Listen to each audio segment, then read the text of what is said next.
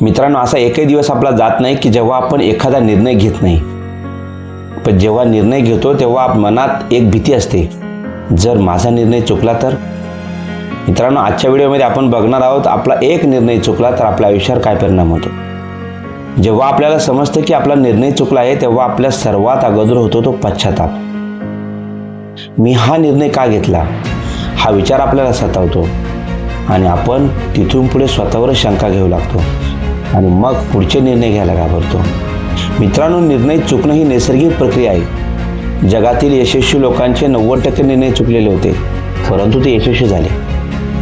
पण आपल्याला चुकीचा निर्णय म्हणजे आपलं अपयश नसतं, ते असतं आपल्यामध्ये काय सुधारणा करायची याचा मार्ग, आपल्यामध्ये काय सुधारणा करायची याचा रस्ता. मित्रांनो, थॉमस एडिसन जेव्हा हजारो वेळा हारले तेव्हा ते म्हटले, मी 1000 वेळा हारलो नाही, तर मी 1000 असे मार्ग शोधले की ज्याने बल्ब बनत नाही. चुकीच्या निर्णयाचे पण काही फायदे आहेत आपल्यासाठी.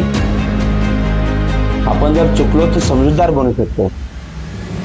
आपण जर चुकलो तर संकटात उभं राहणं शिकतो आणि आपण जर चुकलो तर चूक कोण बरोबर कोण हे समजतं. आणि या चुकीच्या निर्णयातून बाहेर पडण्यासाठी आपण आपली चूक मान्य केली पाहिजे आणि आपण स्वतःला दोष देणं थांबलं पाहिजे.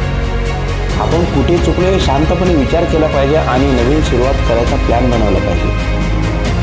नवीन निर्णय घेताना आपण या निर्णयाचा मला 10 मिनिटात काय परिणाम असेल हा विचार केला पाहिजे. या निर्णयाचा 10 दिवसात काय परिणाम असेल हा विचार केला पाहिजे. या निर्णयाचा 10 महिन्यात माझ्या जीवनावर काय परिणाम असेल हा विचार करायचा. तसेच या जीवनाचा 10 वर्षात माझ्या आयुष्यावर काय परिणाम असेल हा विचार करायचा आणि मग निर्णय घ्यायचा. मित्रांनो, निर्णय न घेण्यापेक्षा घेतलेला निर्णय चुकणं हे केव्हाही चांगलं. कारण थांबलेलं पाणी खराब होतं, पण वाहणारी नदी आपला रस्ता शोधत राहते.